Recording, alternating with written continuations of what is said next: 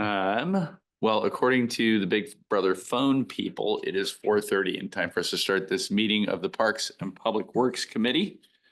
And are you keeping track of stuff today, Mr. Chambliss? I believe City Clerk Dean's online. Oh, is she? Oh, great. Okay. All right. Well, then City Clerk Dean, everybody's here. Please make a note of that. And first thing on our agenda is agenda approval. Anybody have anything to say about that? So moved. Second.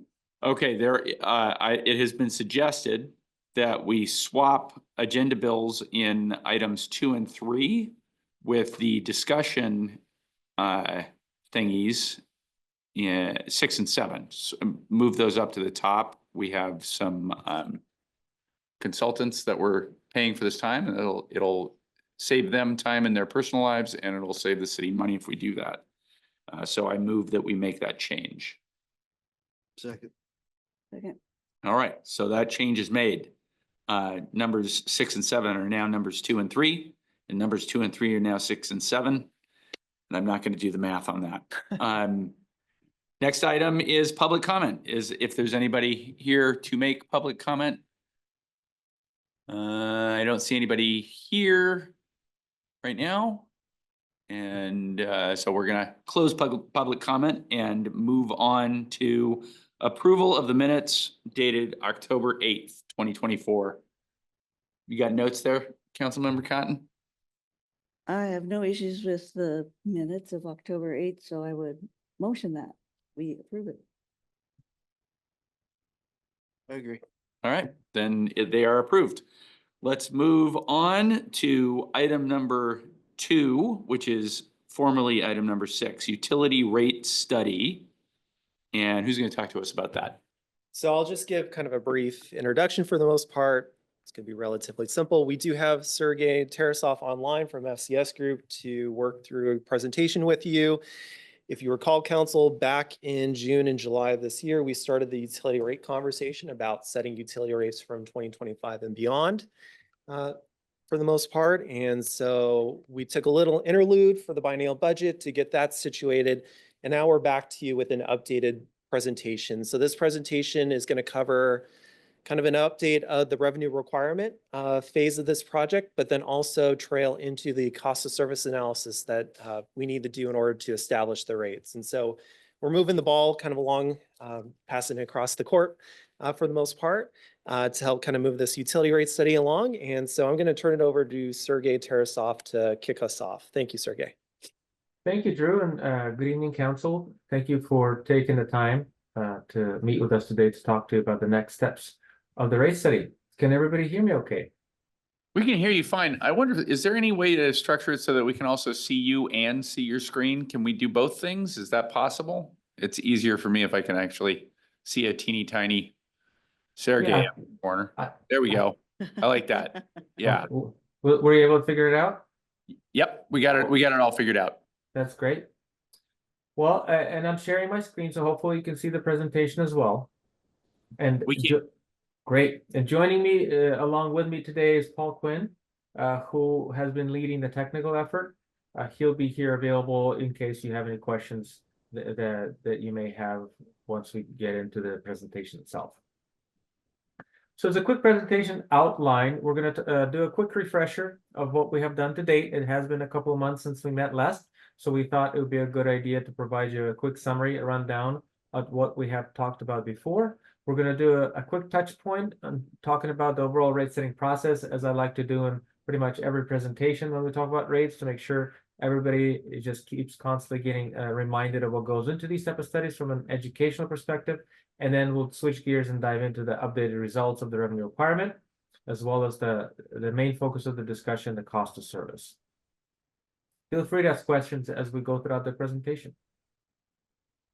Now, as a quick refresher, we started the efforts actually before the rate study. We did a quick fiscal health review last November, so almost a year ago. And the reason for that touch point last November was because since the completion of the last study, we just experienced some of the highest inflationary levels that we have in several decades. So prior to the 2024 rate adjustments that were already adopted, the city wanted to check in if we should try to preempt what may come out of the study and maybe modify the rates.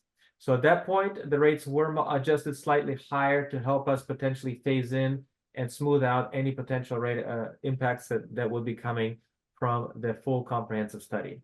After the fiscal health review, we commenced the full study, and we've been working with your staff to perform the update. And then we started to communicate some of the preliminary findings in the beginning of the summer. We had a touch point with the council to talk about rate setting fundamentals, just to get everybody brought up to date in terms of the steps that are included in these type of studies. Then we met with the committee, the Parks and Public Works Committee, to talk about preliminary findings. We presented 3 alternatives for the committee's consideration, and then we moved forward with presenting those 3 alternatives to the council. At that council meeting, we did receive some direction regarding developing one additional scenario, which we'll be bringing back to your attention in a couple of slides. And then the rest of the presentation will be focused today on the cost of service analysis. Now, as a high-level refresher, I know we've seen this slide many times, but a typical study consists of 3 key analytical steps. Step number 1 is usually referred to as revenue requirement, where we look at defining the revenue needs for each utility. And here, the important part is that each utility needs to be able to support its obligations on a standalone basis. Water's paying for water, sewer's paying for sewer, and so on. We're not really diving into class of service questions at this point. We're just focusing on our big picture expenses and can our rates overall cover our obligations on the long term. Next, we dive a little bit deeper into step 2 and try to answer the question if cost differences exist to provide service to different customer classes. So as I mentioned before, or in prior presentations, if you think of step 1 as identifying the size of the pie of costs that we need to cover, step 2 looks at slicing that pie into pieces and identifying how big that each piece needs to be for each class of service. Lastly, once we go through these steps sequentially, we develop the actual fixed and variable charges that your customers see on a monthly basis. So now let's do a quick refresher of the last discussion we had of the cost of service. So we met with the full council on July 8th, at which point we presented the preliminary findings. And what we found through that presentation is that a lot of our cost pressures were coming from the capital infrastructure side. So the big question that we had to discuss with the council was, how do we go along with funding those capital infrastructure requirements? We looked at those funding alternatives through 3 ways. The first 2 were kind of the polar opposites of each other. The first option looked at, let's try to fund everything through cash financing or existing reserves without utilization of any more new debt financing. So it was a 100% cash finance option. The second option went the opposite direction, said, let's try to leverage debt as much as possible. So we'll borrow as much as we can. Now you'll notice that the debt is set about at 52% of total capital program. And the reason why we're not going at 100% is because we already have reserves on hand. We're generating some level of cash financing. So this is more of a scenario. What is the maximum amount of debt that will allow us to have the kind of the smallest upfront rate pressure compared to the first scenario? And then the third option that we looked at was a hybrid scenario, somewhere in between the cash and the maximizing debt scenario, trying to leverage both rates and debt financing. Now, what you're looking at here are 3 tables summarizing the average bill for a typical residential home. A typical home uses approximately 700 cubic feet of water or 7 CCF of water on a monthly basis. The sewer charges are fixed for a typical residential home, as well as stormwater fees are fixed. So they're not tied to usage. So a typical bill for a home in 2024 currently is about $177.46. And then the tables demonstrate what level of an impact the typical customer may experience depending on the scenario. So as you can see in table number 1, it would require a significant front-end adjustment to go with 100% cash financing. A lot of the pressure is coming from the capital requirements for the sewer treatment plant. That's why we can't really avoid that front-end increase and spread that cost over a long period of duration. We have to complete that project. We're in the process of working on that project now. Because we're able to use debt in scenarios 2 and 3, we're able to reduce that front-end pressure a little bit. So the maximum debt scenario at that time showed a drop from 80% adjustment to a typical bill to about 10%, followed by 5s and 3% thereafter. And then the hybrid option was in a double-digit range for a couple of years, a little under 15% for the next 3 years, followed by inflationary pressures. Based on the discussion during that meeting, the council wanted us to come back with one additional scenario that looked at an option that evaluated financing somewhere in between the maximum debt and hybrid alternatives. That way, we're still trying to reduce the amount of debt we're using, but also taking into account the overall rate pressure that our customers may be experiencing. So on the next slide, we wanted to bring back the scenario associated with these changes. Now, just to give you a little bit more background with this scenario, because the sewer utility has so much front-end pressure, we just could not move any of the sewer associated debt on the front end. So for the sewer utility, we're still continuing to utilize the debt option, kind of considerations for that utility. For the water and stormwater utilities, we are trying to balance and reduce the debt, but also keeping it manageable in the rate increase. So instead of being in the 15% range for the first 3 years on an annual basis, we were able to shave the increases to closer to the 12%, again, primarily driven by the sewer utility, and then dropping down closer to 6%, and then a little under 5% for a typical customer, for a residential customer. The debt would also decrease from the maximum debt scenario to about 46% of capital, from 38.5 million or so to about 33.9 million. Still relying on debt, but slightly less reliance and a bit lower adjustments in the outer years, especially starting in year 2. So I want to pause here and just to see if you have any questions or comments about this modified scenario, if we were able to capture what you were looking for with this new scenario that you requested at that time. I know it's been a couple of months. Can we go back to slide 6, please? Thank you. Mhm.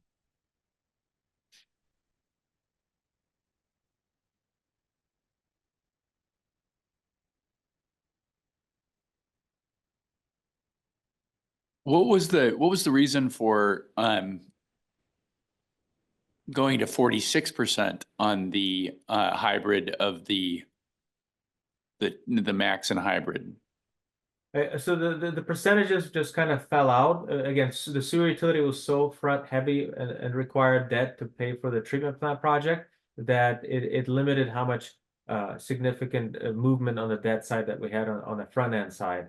So we tried to keep the sewer increases as affordable as possible, and then after that we lowered debt for the water and stormwater utilities to see if we can push those increases below double digits, basically, while still maintaining some level of borrowing. So it was a little bit of a iterative process where we went back and forth looking at levels of debt and potential impacts for each utility.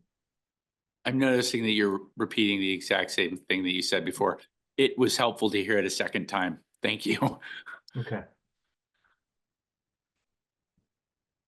Any other questions for these scenarios? Councilmember Cotton, you wanted to look at that last slide. Was there a specific question that you had? No, I just was wanting to compare the 3 and 4 options again to refresh it. I mean, it's nice to have less debt, but I'm wondering if something about the keeping or raising the price to over $200 a month sounds better. No, I hear what you're saying. I'm looking at it when we look at the 46% version, that 2020 or the 2025 rates. I don't know. I mean, that's. How long are we paying for that debt? This only goes to 2030, but I feel quite certain that we're gonna be paying for that debt longer. It's was it 20 years? We typically utilize 20-year debt assumptions. Yeah. That's a big burden to take on for a short term. At least that's just so you know where my head's at. That's a 20-year debt burden for a short term relief. Yeah. It seems like a Pyrrhic victory. Yeah, it's a difference of like 2% between. Yeah. Yeah. Drew, I'd like to hear some more from you. Well, Maybe, maybe not. I don't Happen know. to be coming up. So in essence, right, some of these assets are going to live longer than 20 years. Often you want to pair up the useful life of the asset with the length of the bond itself. So if what we're doing is building a facility that's going to last 50 years, extending it potentially to a 30-year bond is also a possibility for council, which would help to reduce the rates, maybe not substantially. We'd have to do the homework behind that overall, but that's an option available to you, is to actually extend that assumption a little bit from 20 years to potentially 30 years. I don't know what Sergey feels about that, but If I can ask a question, of Mr. Hamlin. So 30 years out, I've got to assume there's going to be more infrastructure work that we're going to have to do with water that may also require bonds. Well, that's a maybe. I don't think right now that we are planning, because we're looking at our 6-year CIP. And we are planning for our 6-year CIP based on the infrastructure needs that we have over the next 6 years. Following that, our growth is projected to be quite small. So I anticipate that we are not likely, the shift would be, instead of planning for growth, is planning more towards maintenance, and which would tend to be less expensive than we might otherwise be spending on a growth scenario. So that's a long way of answering that. I don't think that our costs in the future are going to be as ambitious as far as, spending on big ticket items. We have a few things in our 6-year CIP which are somewhat expensive in the way of water improvements. So a couple new reservoir projects particularly, which are fairly good sized ticket items. But right now, we're the snake choking on the gopher. We're trying to get this big, a couple big projects through right now, which we have to do. But those account for our growth out to through 2032 and beyond. Yeah, I guess I don't know where you guys. I was raised by my grandpa, who taught me never use a credit card, never take on any debt. Married my grandma, paid off the mortgage immediately, kind of. So I need counsel from somebody who knows something about finance to tell me when that's irresponsible frugality. so America is basically built by bonds for the most part. A lot of our major infrastructure projects across this entire country have been built by bonds over time. It's a way to match up the payment of the entire facility with the actual use of that facility. So if you have someone that's joining the city of Snoqualmie in 2030, 2040, the rates that they would be paying would be contributing to the facility that they're benefiting from. That's primarily the major benefit of actually bonding, is you're not having everyone here currently upfront pay for that. If you leave, right, the city of Snoqualmie at 2030 or so, the 81% that you would pay, right, of an increase for scenario number one, you'd be paying that in order to build a facility in which someone in the future would benefit from that. If you were to sell your home to someone, they're benefiting from what you put into place to begin with. And so this is a way to match up the user to basically the useful life of the facility and the payments that are made overall. That's one of the major arguments, is not internal, intergenerational equity. That's right overall. Maybe there's some analysis that we could do to make sure that there's no negative carry going on and things like that. But you could pay as you go or pay as you use, and bonding basically is a pay as you use sort of method. That seems like it would be an argument for, 52% idea. Everybody along the way for the next 30 years, if we decided to do it with a 30-year bond, would be paying as they go for what they're using. But what's the difference in what they're paying as they're going over that period of time? What was you were talking to, there was like was it in one of these meetings, or was it something else? No, it was something else. It was when you're thinking about when you should start drawing Social Security, like you could draw early and you get all this early money, but there's this break there's this point where the lines cross and now anything you get going forward is going to be less than what you would have gotten. You've lost by, accidentally living too long and getting your social security too early. Do you understand my question? I mean, you understand my question, but how much more are we paying every year? Because we go with maybe a high debt choice versus, yes, if we pay now, we're gonna accidentally help out people in the future who move here. That's ultimately, it's a question for council. There are interest payments that we're going to be making, and we certainly have some bonds currently right now in which we're paying that interest, right, on that.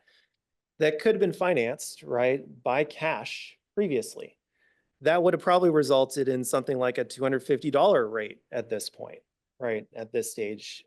That's probably hard for people to afford right now. There's an affordability test, right, that's probably associated with this that we would want to do, which means potentially pushing more people out of the community, right, overall, that can't afford that immediately right now. So unfortunately, there's a lot of qualitative questions or questions that may not be solved by math. And it's just, what is your appetite? Not your appetite's such a, I don't know, but what's your tolerance, right? Yeah.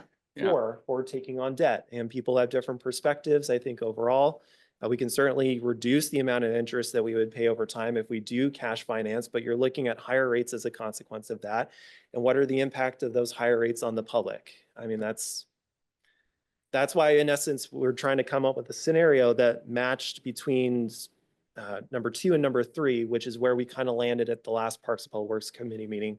And that was the one that Sergey was presenting on this table right here, as best as they potentially could within the framework provided.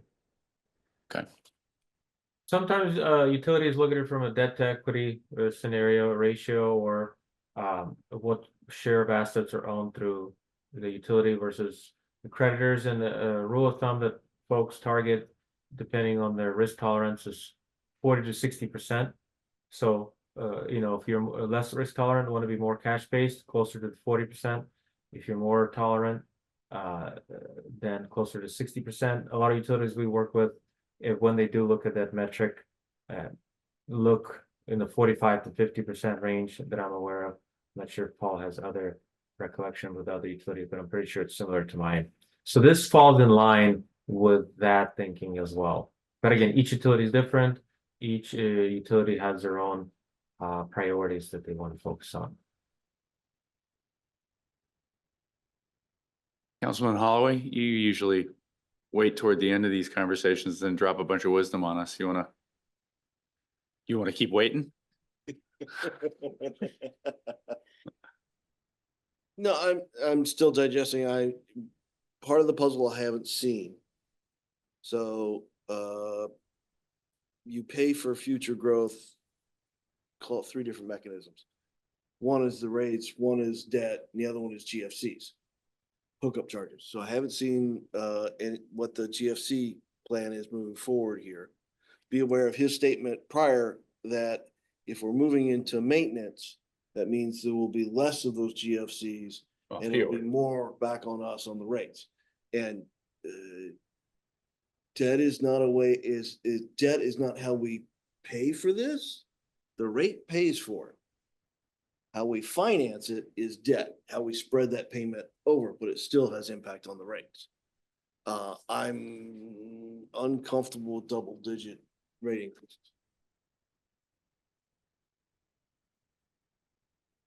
Well, they all have that, don't they? Did the Sounds like- 52%, go back one slide, please? Yeah, they've all got double, but the 28% has double digits for 3 years. And I guess I want to, And we do get, and in 27, we do get to 264 under that plan. I wouldn't sweat the dollar figure so much. Pop used to cost a nickel. But I mean, it's an unreasonable expectation to carry that forward. I would worry, the percentages weighs more with me because that should reflect back to like the cost of living and how inflation and how that's going. Okay, we should be able to, in some ways, provide the service in a close proximity to what inflation is doing, Uh-huh. if all were equal.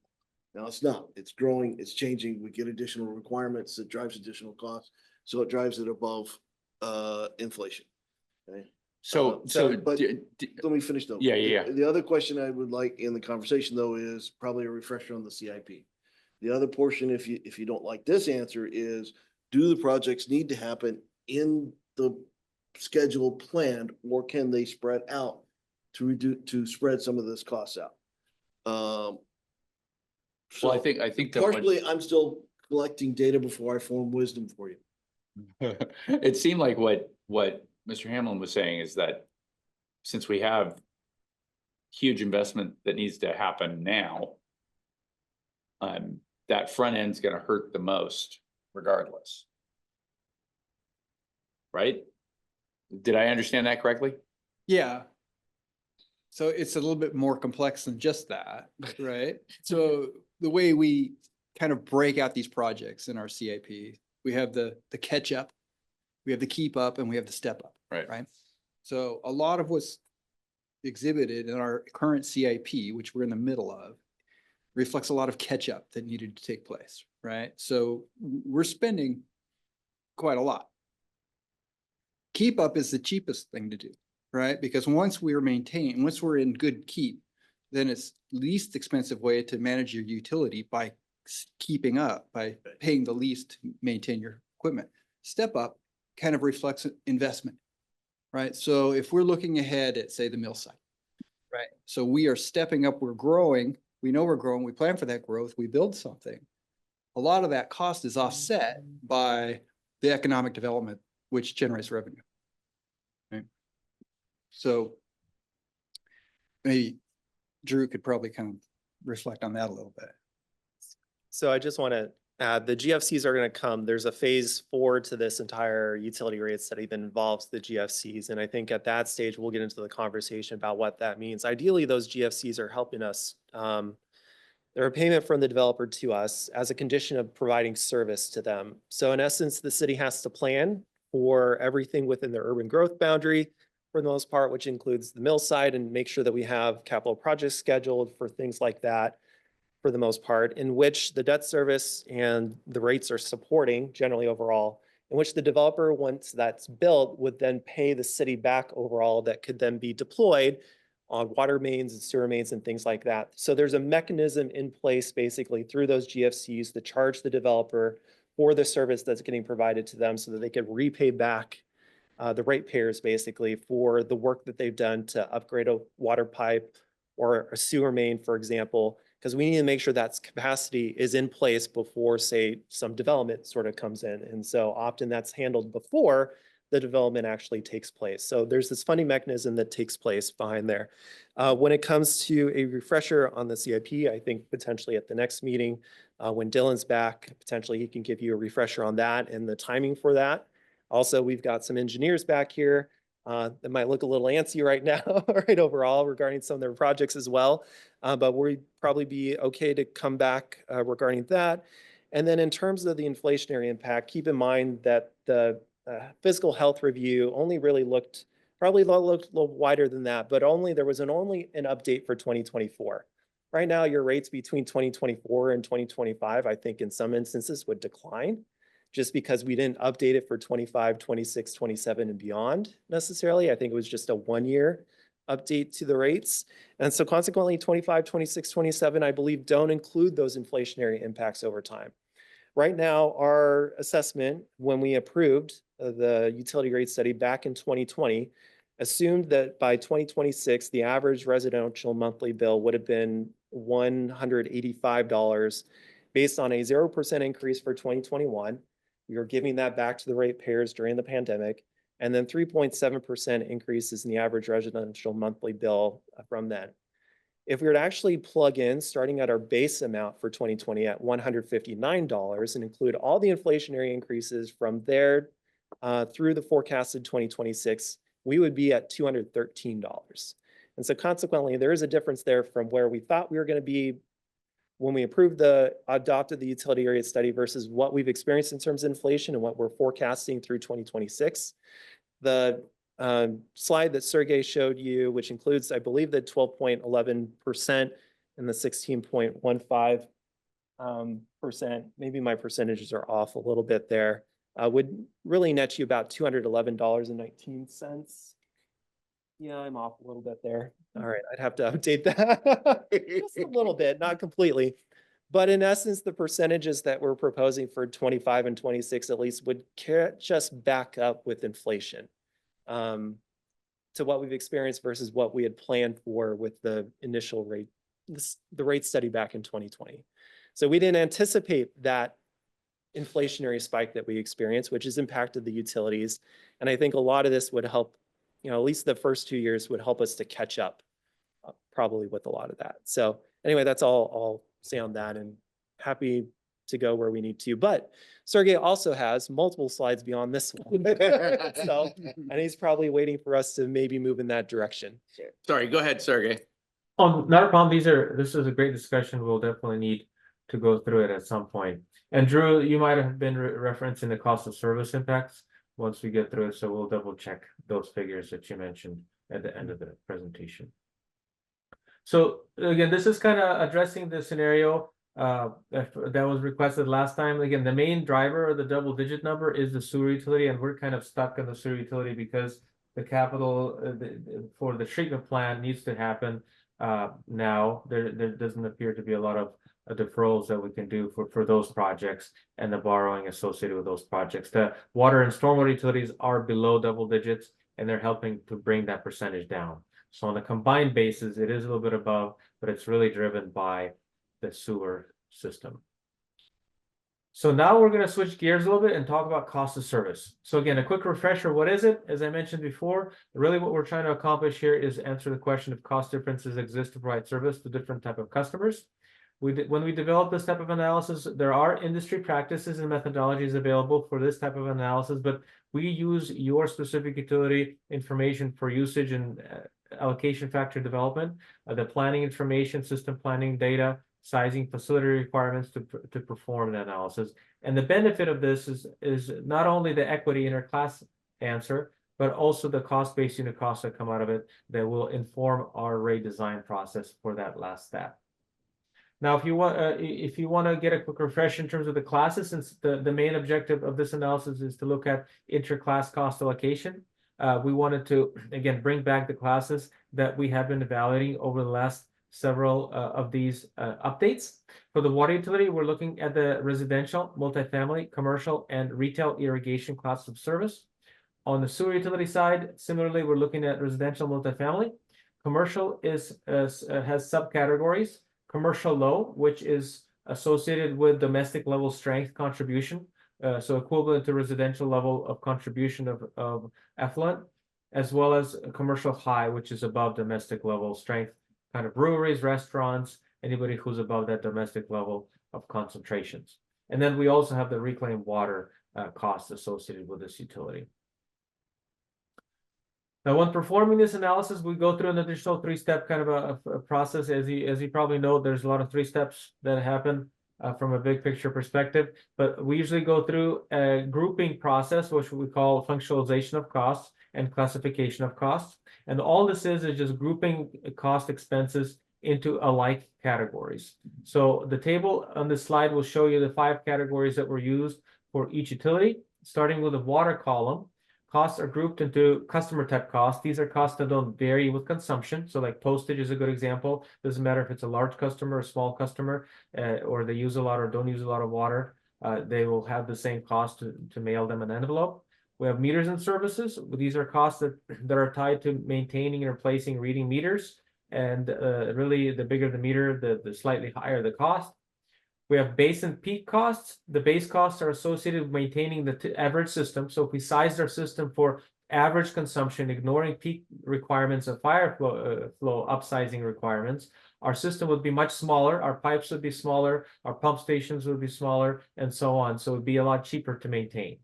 Now, to isolate the peak components, we also look at peak requirements, and these costs include oversizing pipes, stations, as pump stations, storage tanks, and so on to allow us to meet peak demands. And the customer classes or customers that contribute greater to these peaks should be paying proportionally higher based on that peak requirement. Similarly, the fire flow function is associated with providing fire flow protection, and that's more than just fire hydrants. It's also oversizing of infrastructure to meet those pressures for specific durations depending on the area and the type of customer.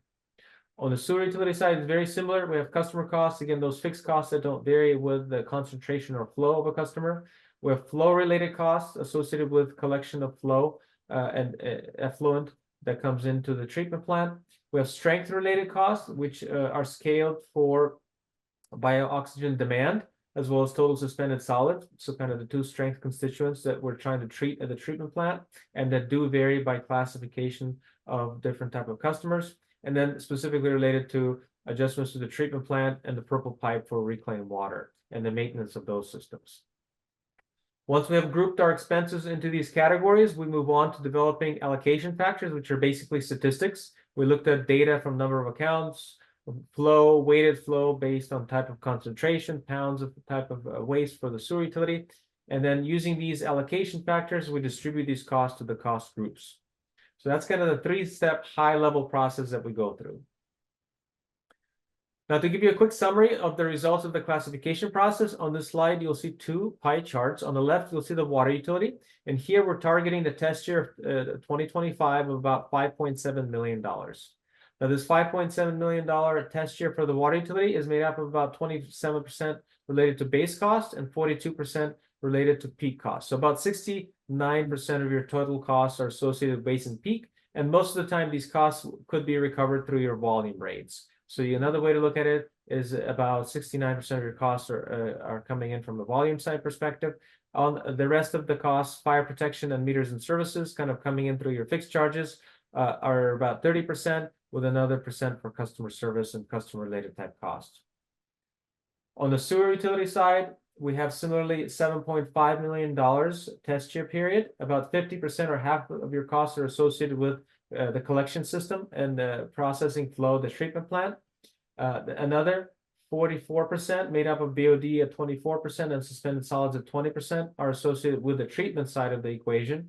And then the reclaimed water and customer service make up the difference, or customer related costs, I should say.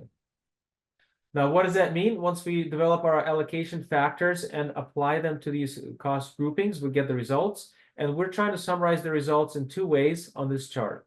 So the upper left portion of this slide provides you with a visual graphical representation of the results, and the bottom shows you the numerical. And what we're really looking for here is how does each column, in this case in the upper left chart, compare to the revenue neutral increase of 0%. So we equalized all the classes, and if a class column is deviating from that zero target, the solid black line, we would say they're outside of cost of service. Now, because costs change from year to year, your budgets change differently by line item, your usage patterns change, growth happens differently. There's going to be always ebbs and flows in how our customers are using the system, what type of expenditures and revenues are coming from which area. So what we like to say is that in the cost of service side realm of rate setting, there's usually a buffer that we need to look at, about a 5 to 10% range of reasonableness. So if you're looking at the chart in the upper left, there's some dashed lines that provide you that 10% plus or minus range of reasonableness. And what this is indicating is that if any bar chart is within that range of reasonableness, they're pretty close to their cost of service. And we can say, we don't have to do anything. We can make some minor tweaks, but we don't really have to do much. We should continue monitoring them. If the bar charts are outside of that range of reasonableness, that indicates that our classes are outside of that range and we may need to do something more above the average increase. So in this case, if a number is negative, like we're looking at multifamily and residential, this indicates that the class is paying more than their allocated share of costs, and they may need to go down or frozen in place over a period of time to get them to cost of service. If a number is positive, the percentage indicates what is the percentage necessary to get them towards perfect cost of service. So in this case, the commercial and retail irrigation showing that they're not quite paying their allocated share of costs and we need to go up more. Now, if we really look at this chart, only the multifamily and the retail irrigation classifications of service are outside of those dashed lines and outside of that range. Now, from a big picture perspective, these results are fairly consistent to the findings that we identified in the prior rate study. So the findings are fairly consistent in terms of the trends by class of service. Since the findings are consistent, we wanted to take the input we received from. I'm sorry. Can you go back one more time? Yeah. I just want to make sure that I'm reading. I've never seen a bar graph like this, so thank you for this exposure. So then is this saying that currently multifamily rates are 40.3% higher than their cost of service? So what this is saying is that to get this class to cost of service, we would need to reduce them by 40% all up, if we were to do it all at once. Okay, and then and we'd need to increase the retail irrigation rates by 75% in order to immediately get them to cost of service? That's precisely correct. So if we were going to do that, yeah, we would have to do a 75%. Okay, I get it now. Thank you. Okay. So as a quick refresher, for those who were not part of the prior rate study in 2020, we had several discussions about cost of service in terms of what do we do about these results. You know, you can do nothing, kind of defer the adjustments till a later time. You could do it all at once, implementing the increases that we showed in a prior slide, or you can gradually phase them in over time, allowing customers to adjust and adapt to the pricing signals that we're sending them that way. Again, trying to avoid double or triple digit increases that we may have seen in the prior results. So what we wanted to do is kind of incorporate the guidance we received in the prior study, but that doesn't mean that this is the only option at your disposal. This is simply following through with a prior analysis, but at any point you can tell us, let's go a different direction and we can come back with an alternative. So this is just simply following through with prior guidance. So on this slide, what you're looking at here is now we have to incorporate the overall increases. And here, before we show you the combined all three utility impacts, we really have to focus on the water side. So out of that percentage increase that we showed you in the prior slide that was on a combined basis, water had an annual increase of about 5.75% per year for the next 4 years, and another potentially 5% or so thereafter, which should be revisited before the implementation of those increases. Now, in order for us to make progress on cost of service, really focusing on the multifamily and the irrigation classes of service, we wanted to follow with the guidance last time. So for the residential customer class, because they're pretty much right on cost of service, maybe paying us a tiny bit more than their allocated share costs, we would set them equal to the average increase. And that would allow them to maintain that status, assuming, you know, all the projections come in line. And that's why we revisit cost of service. Multifamily would be set at 0%, which would allow them to gradually experience a reduction, because the increase overall is 5.75%. If we don't increase them at all, that's an effect of a reduction of close to 5.75%. So instead of just reducing them 40% outright, we would gradually allow them to grow into the rates over time, consistent with prior utility logic.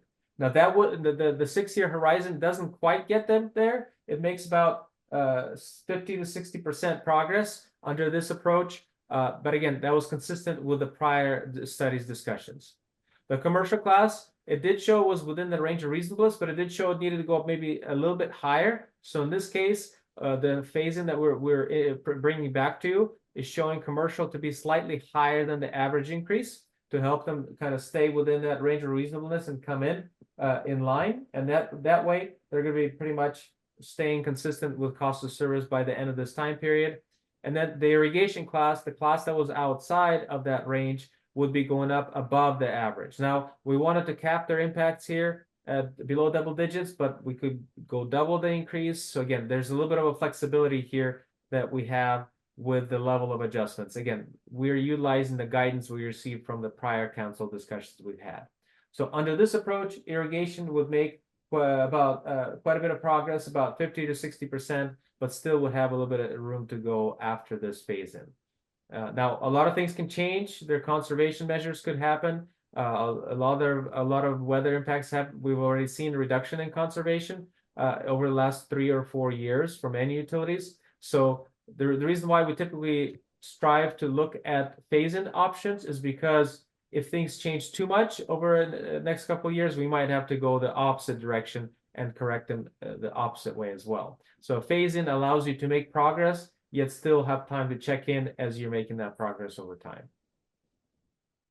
Mr. Tarasov, can I ask a question about this? Yep. And please correct my math. If I've got the way it looks to me, it looks like if we do this 6 years, if we were to do this 6 years like this, multifamily would still be overpaying every single one of those 6 years. That's correct. By freezing them, instead of going down 40%, you're gradually bringing them down 6%, then 12%, then close to 18%. I'm just using I'm straight not sure line that that. the multifamily people would be overly upset by the jarring 40% reduction that we could do all at once. I don't know that that would be a strong argument for them. But wouldn't we, if for some reason we thought, no, we can't reduce it, wouldn't we need to continue this 0% for at least another 6, 7 years in order to just get them to even? We would have to, again, a lot of things could change, so we definitely would want to rebalance, but keeping kind of a projections going forward. To get them within that range of reasonableness, it might be 1 or 2 more adjustments, Okay. or 1 or 2 more years of keeping them constant. Behind all this, there's a set of assumptions of how these costs are allocated and everything. Prior councils did not set up in higher rates for multifamily units as a goal. Okay, the assumptions at that stage drove a rate structure which at that time was felt as equitable among the classes. Either we didn't hit our, for some reason, those assumptions, or either our growth targets according to the classes didn't match expectations, so now you have this imbalance. Okay, one obvious case in point hits my head in irrigation. You see, part of that irrigation is the cost of generation of that potable water. Okay, but where do you start the irrigation utility? Do you start it at treatment of wastewater, or do you start it at the reservoir of irrigation? Where you draw that line drives these rates significantly. Okay, right now, we go and get some of that cost of generation of potable water included in the irrigation rate. Okay, truth be told, we were going to treat that water anyway, but it's appropriate to shift those costs over as long as that water is being used in this manner. Okay, so again, and in the future, some of these assumptions may change and the rates will swing a different way.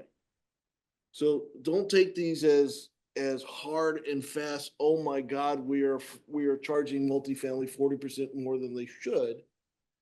The assumptions have changed. Based on those assumptions, the rate structure is different. In order to drive them to a rate structure matching our assumptions at this stage, we've got to bring their rates down. Okay, now we get to, as council, get to discuss how fast you want to do that. Keep in mind that these are not hard numbers. They are estimates based on some assumptions that may change over time, may change as a result of us, or may change as a result of even growth of the city. Okay, if we do more multifamily than single residence, that'll drive the rate structure different. Okay, so a good conversation to come of how fast do we want to drive that, to drive the rates to what our model is now telling us they should be. Yeah, no, that's all really helpful insight on that. But at the same time, I could see folks living in a multifamily home saying, gosh, it's not as expensive to provide us with water as what we're paying, and we need some relief from that. I don't think that's an unreasonable saying there shouldn't be adjustment. statement. So, okay, thank you. Did you have something to add, Mr. Boutte? Oh, well, it's probably not my prerogative, but I just want to say that we're probably running a bit short on time. Okay, And so all right, we can all right. finish the presentation. Then Keep going, I've Mr. got some Tarasov, sorry. Project engineers behind here looking at Yep. So this is the summary for the water utility. Very similarly, we have a summary for the sewer utility here. We have the same dashed lines representing the range of reasonableness around that target of a 100% cost of service. Here, the commercial low is within that 10%, but could go down a little bit. Reclaimed water is within that 10, but could go up slightly. Everybody else is still slightly or quite a bit outside of that range. Residential in this case is right outside of that 10% mark. Multifamily is not quite as off as in the water side, but still paying a little bit more than their allocated share. And commercial high, those higher strength customers are showing still that they need to go up. And we've had several rounds of fairly modest adjustments to them. These findings are still consistent, and we have been trying to take our time to gradually phase them in over time. So similar to the water utility, we came up with the phase-in strategy. Now here that we're looking at each utility individually, you'll notice that increase that we were talking about for the sewer utility.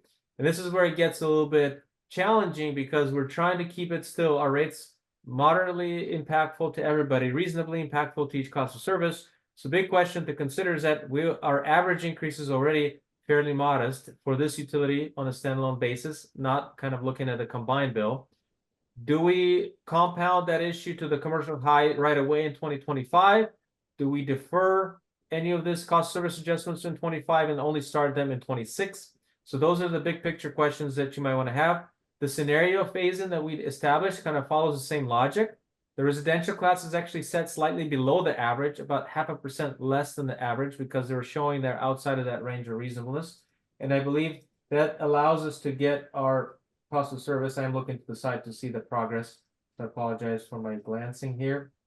It does get us within pretty close to that range of reasonableness with this progression. Multifamily is actually coming in within that 10% range of reasonableness with this utility by setting them about 5% less than average in 25, 2.5% less than average in 26, and then freezing them in 27 thereafter. This plan does get them within that 10% range, for at least for this utility by 2030. Commercial low is set equal to residential at about 0.5% less than the average increase because they were showing that they're within that range of reasonableness, and we were maintaining them within cost of service under this strategy. Commercial high would have slightly higher increases, close to 5% above average in the first year and the second year, and around 3 to 3.5% above average in the other years. This would get them about 50, would allow them to make 50% progress, but they still would not be quite at their full cost of service recovery. Reclaimed water would be slightly above average, but pretty close to average. So these are kind of the initial takes on the phase-ins that we have prepared. I did want to provide you with a sample bill comparison for each classification of service. Just keep in mind that these are averages, and as we get to classes that have bigger customers or bigger variation in their usages, averages might not be as representative of the kind of the median of the customer. So this is just to give you some realm of impacts that we're seeing for each class.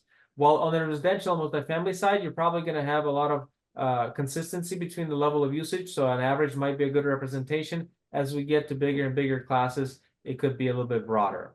So for the residential class, we're seeing, and Drew, I think this is then the percentages you may have been referencing earlier. For residential class, taking into account the phase-in from the cost of service, they would see approximately a 12% adjustment for the first year, around 6% in the second year, and close to 4 to 4.25% on average in the next 4 years or so.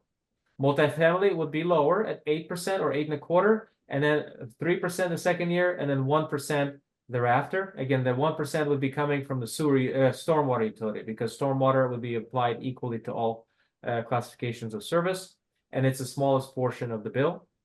And then commercial low would be around 12%, 6.5-ish, plus 5% on average thereafter. The commercial high would be 17, close to 9, and then 6 to 6.5 average in the next 5 years or so. The last slide that I did want to share is kind of bringing back the sample comparison from neighboring utilities. Again, as I always mention, we want you to be cautious when you're comparing these. What we're showing here is a combined bill with a typical residential usage of 7 CCF.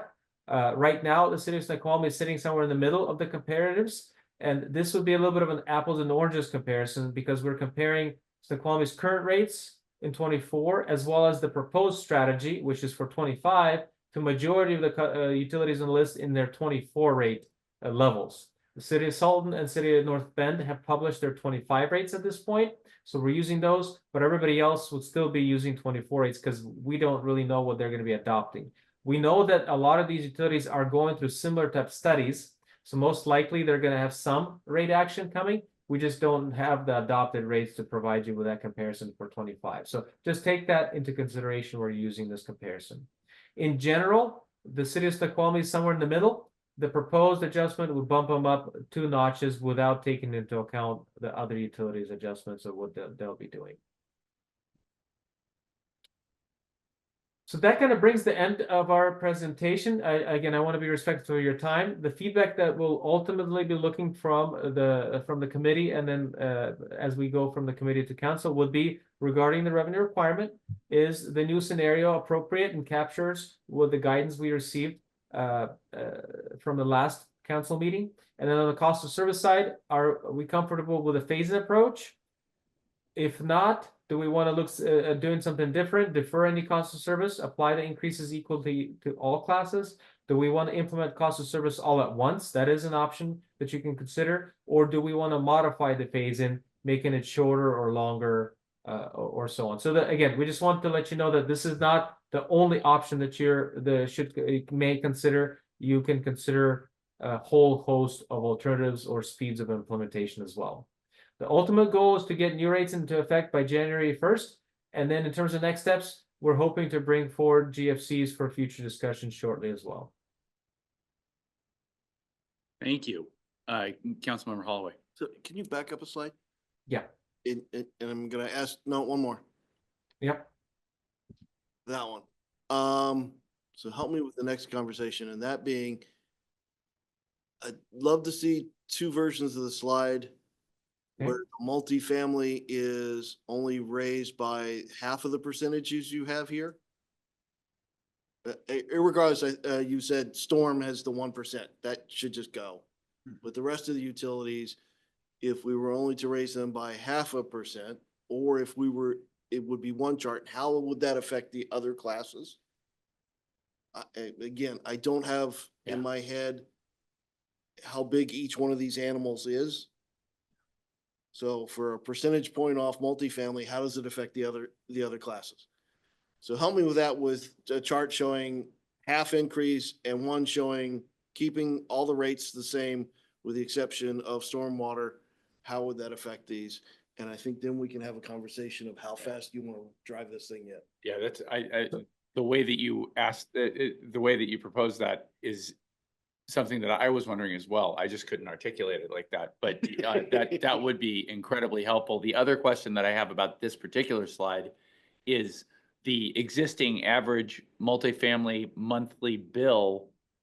How many families does that apply to? Because is that like a whole building, or So- I don't understand. Because the existing average residential monthly bill is 177, average multifamily monthly bill 719. I feel like I'm So not looking at the The same. note below provides you some guidance in terms of what we assume for an average. How did I miss that? Building. 6 So units. we're assuming 6-unit building. Okay, With 24 CCF on average consumption.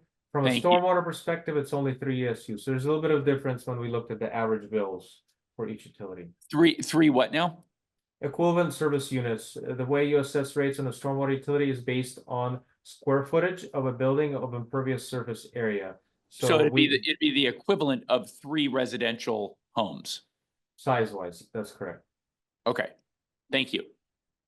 So to clarify, Commissioner Holloway's. Wait, before you clarify that, I just want to find out, does your question have something to do with that as well? No, answer his question. Okay, yeah, go ahead, Mr. Tarassa.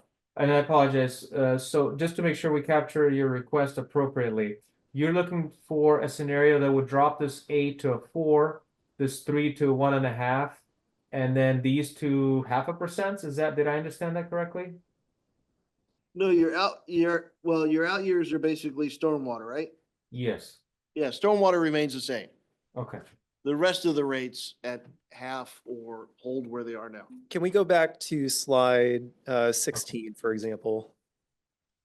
So in the table here, I think Councilmember Holloway is requesting 2027, 28, 29, and 2030 to be 0.5%. Basically, this is for sewer. For water, instead of 0%, it would be 0.5% for 25 through 2030. Is that correct in your first?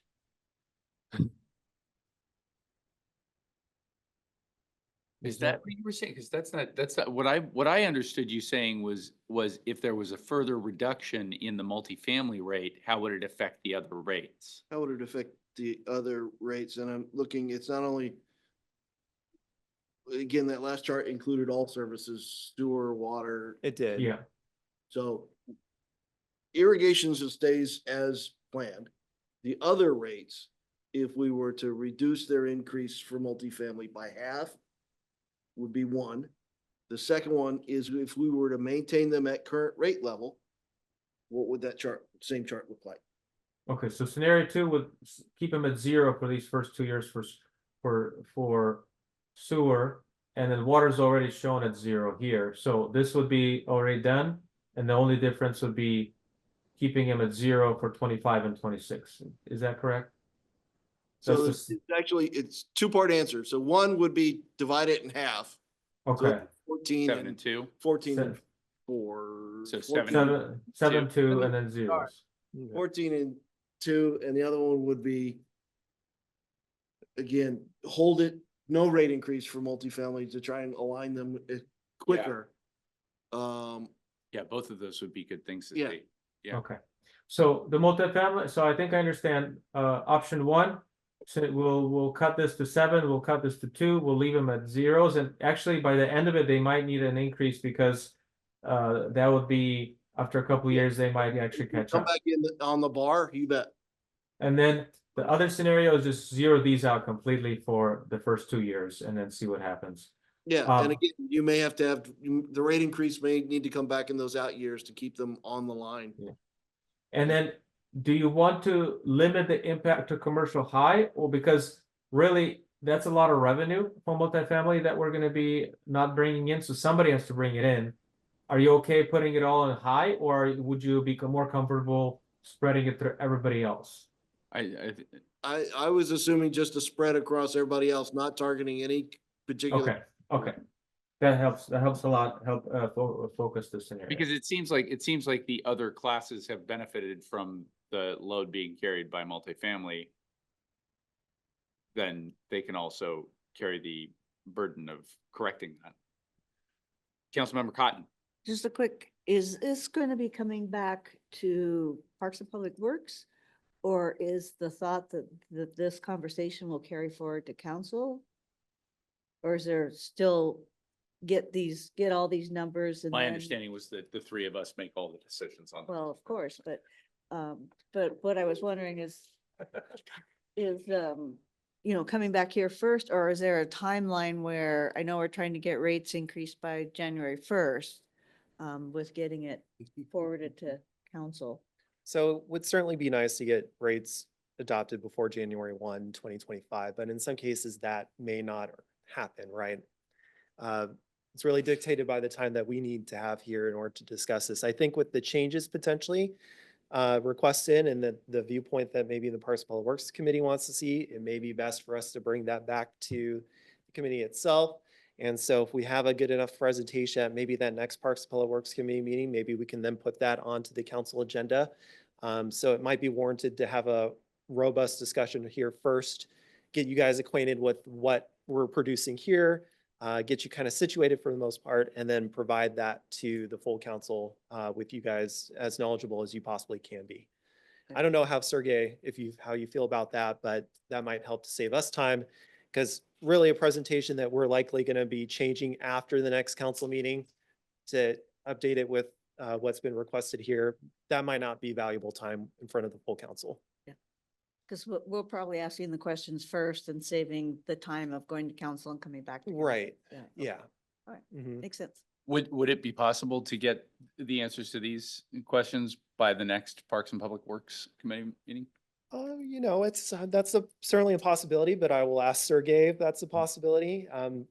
His timeline is driven not only by us, but certainly other clients that he has currently right now. And Can we do it so with we'll bowl have of to figure out candy? if that can fit in his schedule eventually. Bowl of candy.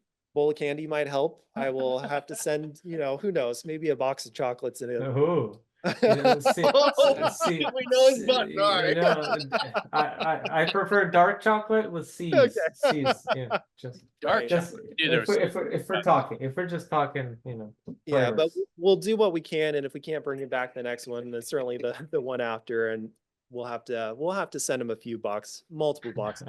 So, all And, right. can you tell me when is the next committee meeting? 2 weeks basically from now, I believe. Is it though? Unless there's a fifth Monday month in there, which I'm not sure of. This is a 31. We'll get back to you, Sergey, on that one. Okay, okay, Thank you. great. 2 or 3 weeks. Thank you. Well, really appreciate your time. We'll get on these new scenarios. Mr. Hamlin. So I'd like to actually do a time check. We got about 25 minutes and we still have a couple orders of business to take care of and another consultant. And what I'd like to do is actually bump the Kimball Creek Bridges project to the back. And so we can Right. get our consultants on next. Is that reclaimed water system improvements project update? That is correct. Okay, let's do that. Well, is that okay with council? It's not the agenda that we planned. Is that okay? All right, it passes. 2 minutes.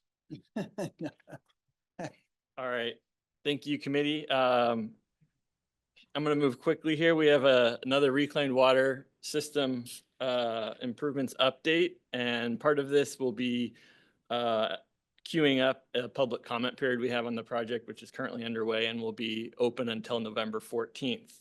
This comment period is for our final design and also part of the state funding that we have for the project. And the intent is to provide this presentation at council next week and have a public comment period at that council meeting. And if there are no questions, I'm going to pass this over to Barney Santiago from RH2. So wait, the intent is to do this presentation in council?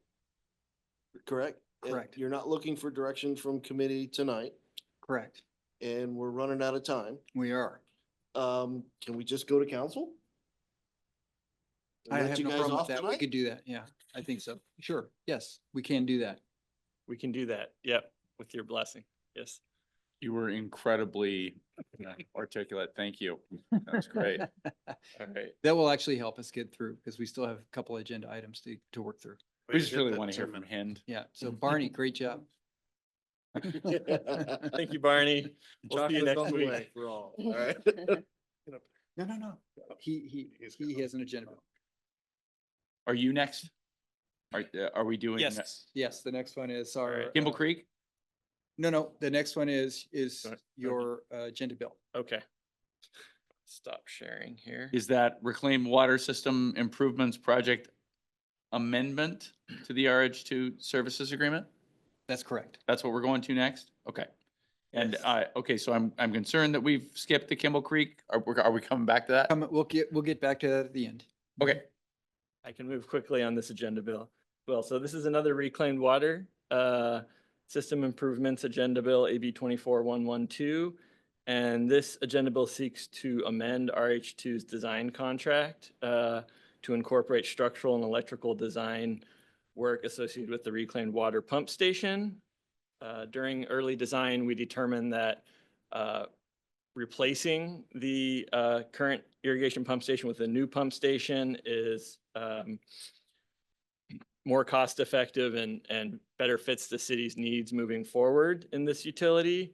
The contract amendment is for $284,000. And again, it'll focus on the cost of designing electrical and structural for a new pump station. This would be located next to the reservoir. okay. The one that's being built up near the golf course? Right, it'll all be on a single site. This contract amendment is part of the 8.6 million project budget, which is summarized in Exhibit 3, and is also part of that state funding loan that we have been awarded. This is captured in the 2025-2026 budget cycle. Depending on cash flow, we may come forward with a budget amendment later 2024 to cover expenses as part of this. So more of a cash flow question, not a project budget item. I can elaborate on that. Okay, so help me with statements made. As opposed to refurbishing, we're going to replace, and that is more cost effective. In the long- Long term, yes. And there's a tech memo that was included in Yeah. as Exhibit 2. Yeah. Okay. And rebuilding will better meet the city's needs. It will provide more operational functionality that the current one would not. You're nodding your head. What are you saying with that nod? I'm saying that because of the information that was provided as far as trying to rebuild the current pump station and such, that would run into many issues down the road and eventually have to be replaced anyway. The current pump station is connected to the lake, isn't it? Correct. And that's just, It's that's just connected, dying. Just it's trying- connected to the lake and it's connected to the golf course's pump station. And both of those pump stations are antiquated. not only obsolete, but they are in a rapid state of decay where it's costing us a lot of money to maintain it. We're gonna have to do massive upgrades on that.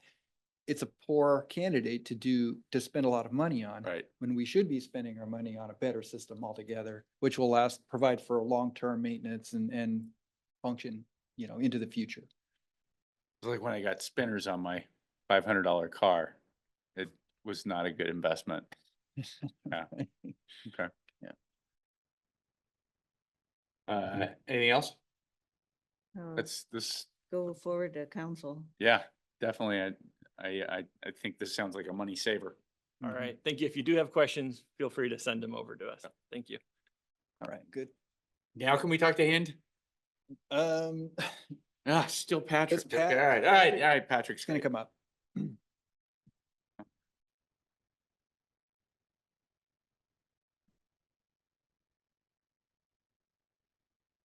Right, so we're on AB 24-117 now, just for clarification. I know we're kind of jumping all over the place.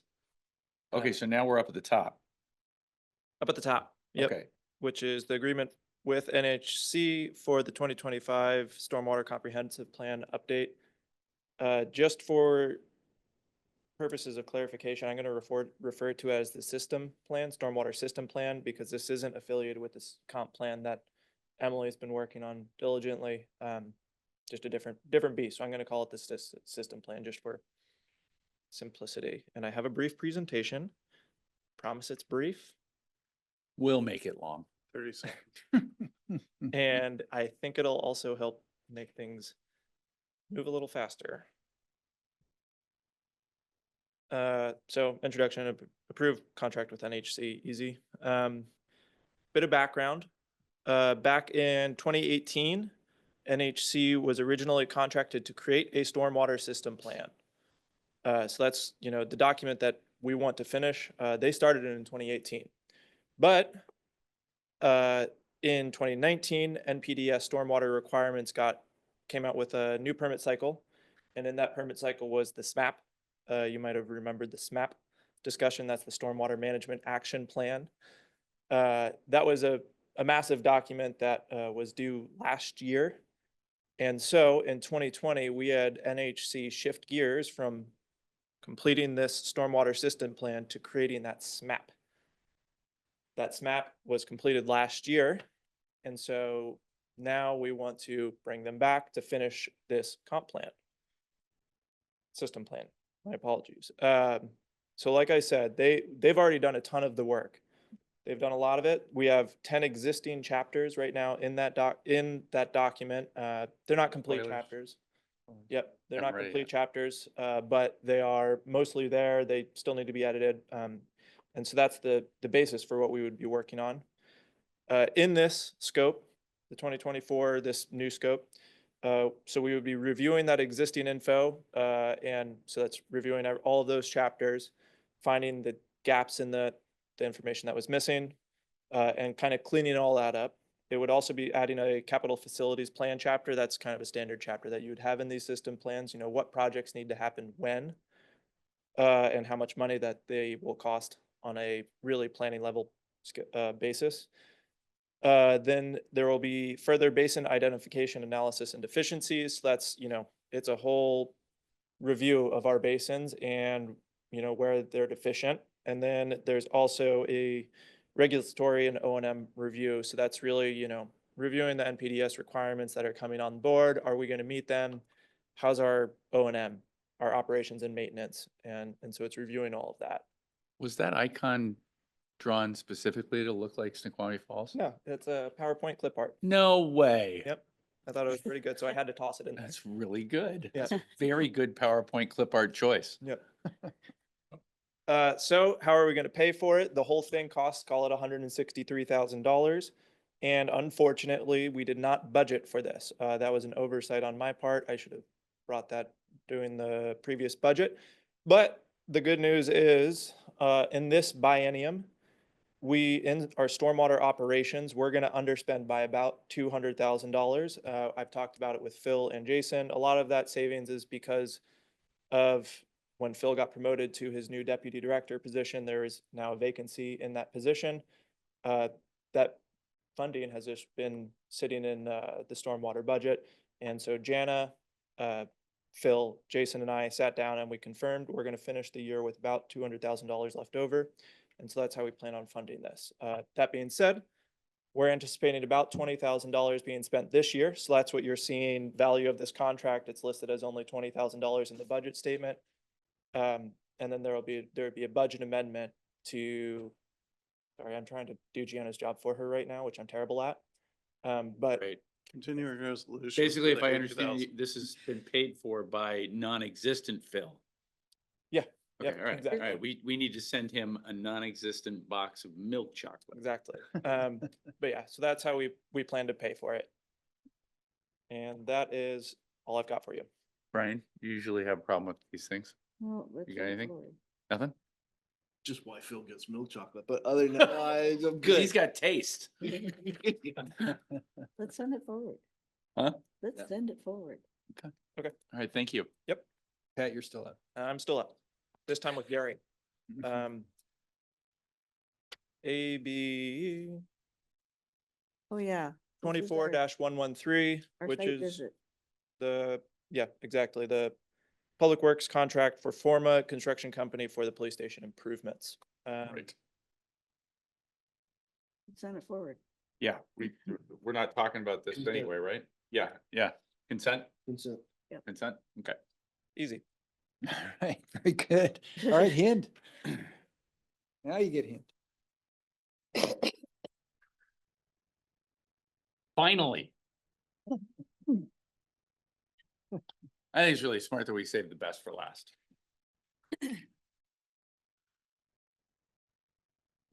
Okay, you're gonna talk to us about the Kimball Creek Bridges Restoration Project update, Yes, right? I'm just gonna give an update on the construction, the progress.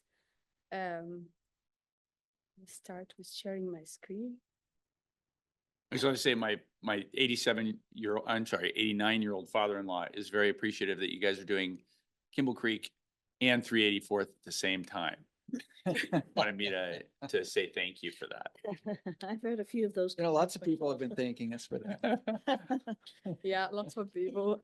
So I'll just give an update on the construction of the Kimball Creek bridges. Just a little background, this project is restoring two bridges that carry Meadowbrook Way over to the north and the south forks of Kimball Creek. So on this picture, you can see, Is this what it looks like right now? Not No. now. That's what it did This is 2 what weeks look- ago. Wow. yeah, This is what it looked like beginning of the construction. So basically, you can see this, we call it Bridge B. This is a bridge over the South Fork of Kimball Creek. So excavated, and you can see the whole part of the bridge. You can see how small the bridge is, actually. So I'll talk scope, schedule, and cost. So the scope of the project is we have structural repair of the project, we have scour protection, and then we have miscellaneous items. Those are basically the stuff that we ruined during fixing the structure and scour protection that could be fixed at the end. The first, I'm not sure if I can have a laser pointer here. So in this picture, you can see how we diverted the water. There's a dam here holding the water under the bridge. It's basically keeping the water from the creek to get under the bridge. We pump that water through these bags. And at the end, you can see what you saw in the previous picture, which was no water under the bridge. So basically, we dewatered everything under the bridge, excavated around, replaced the abutment back walls. You can see it here in this picture. This is the timber walls that we chained. We also drive those piles, if you can see the steel pile. So we have driven some piles into the bridge. We also replaced a couple of pre-stressed girders. And the structural repair is basically fixing everything that made the bridge structurally deficient in the first place. And the scour protection is those rocks you can see here around the bridge. Those are basically protecting the piles from any scours in the future. Were there mistakes made in building the original bridge, or did this conditions just change? It just how old the bridge is. So those, like the timber planks were rotten over time. That's why we had to change them. And the piles, it's just, they're not carrying the amount of load that they used to carry back in the days when they did it. Part of it, the gross, the vehicle weight that goes through the bridge, and also the degradation on the material of the pile itself. So that's why what we had before that was working in 1920 is not working right now. So schedule, we have started the construction end of July 2024, and the anticipated completion date is December 12. So we should probably have everything open to traffic by December 12 of this year. The total project cost is 1.6 million. 1.17 of that is the cost of the construction. But December of this year, Yeah. we're specifying which December on this one. Yeah, they're paving next week, I think. We should be paving the first week of November. Or 2 weeks. Okay, so progress. So in this slide, I'm just gonna show you the progress, what we completed so far and what we have to complete still before December. So we have completed all the structural repair. That mean the timber back walls, the wing walls, the pre-stressed girders, the piles. So wait, is that existing, or is that what was taken out? This The is new stuff. This is the new one. This is the new one. Are we gonna run in, but are we just gonna have to do this all over again in 100 years? Yeah, about 60 years probably. See you then. All right, well, all right. It's all water under the bridge. Go ahead. So this is the new one. This is what has already been constructed. So the pictures are as of last week. So we fixed the wing walls, the pre-stressed girder, you can see here, the piles, and the abutment. We also have blazed the scour protection. So what we have left is paving, guardrail, and landscaping. And that all of this should be completed by December. So there have been some changes throughout the process. And so as far as scope, we're on the scope. As far as schedule, we're also on the schedule. As far as cost, we anticipate some additional cost, and that's basically because of an anticipated site condition. I'm gonna go through all the changes that happen throughout the project, and there's some pictures also to show. So the first change, we had unsuitable soil condition behind the back walls. So when we started excavation, we run into what you can see here. It's just a really muddy material behind the back wall. You can't build a road on top of those. So we had to excavate. We have to increase the limit of excavation to remove the unsuitable soil.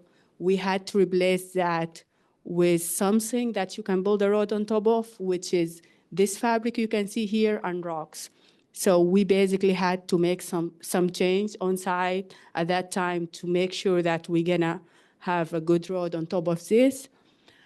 Another change that wasn't anticipated is on the pre-stressed girders. So those girders, all you can see, all the data we have before design is just pictures from top and bottom. We don't have any as-built plans. So all we can see is the top and the bottom of the girder. We can't see the sides because those are buried. So when we dig the girders, you can see here you have like a groove and a tongue. One girder had the groove and the other one had a tongue. This is how the girders were connected together. So removing those, replacing them, it was more involving than the straight girders, and also putting them back, it need another connection. It could be like grouting or steel blades, some different connection to connect those to the new girder. So what we're doing is we're removing 3 girder out of 6. We're keeping 3 of the old one. So you'll have point where you're connecting the old girder with a new girder that's different. So that's also a change for us, dealing with the girder and also connecting them later. We also ran into bird obstruction. You can see this big giant concrete. This is used to be a fill that's used behind the back wall before. Probably from what was happening before that, all the potholes, the big one. So repair work have been done before, and those we're still loading material. So those were falling down, and we're building something on top. So when we started excavation, you had all those like CDF and then concrete blocks. Stopgap measures that Yep. were done by engineers not as good as you. I wouldn't say that, but yeah, stuff that we had to deal with, and we'll have to also deal with the cost of disposing later. Another thing that also happened is when we drained the water under the bridge, the channel there was really eroded. So you can see here how this pipe drops from the beginning to the end. So that's erosion on the stream channel. We had to refill that with material, with stream bed material. So eventually all these changes are either overrun on quantities that we already have, or just more cost on the labor. And this cost is, we anticipate it to be around 50 to 60K. This is based on the data we have as of today. We still have to have a bay estimate from the contractor by the end of the month, having the exact number of and the tonnage that we placed on the project. But we anticipate such a cost. When we have the numbers, we will come back with change request, including all the numbers and all the mass behind it. And then another thing that is considered a change, there is maybe 5 to 10% additional tax for this project that should be determined by the State Department of Revenue. So there is misunderstanding around the tax. Transportation project have a different rule and different exemptions on tax. We're working with the Department of Revenue and our legal department to figure out if this project should occur any tax or no. It should not. To tell them it should not.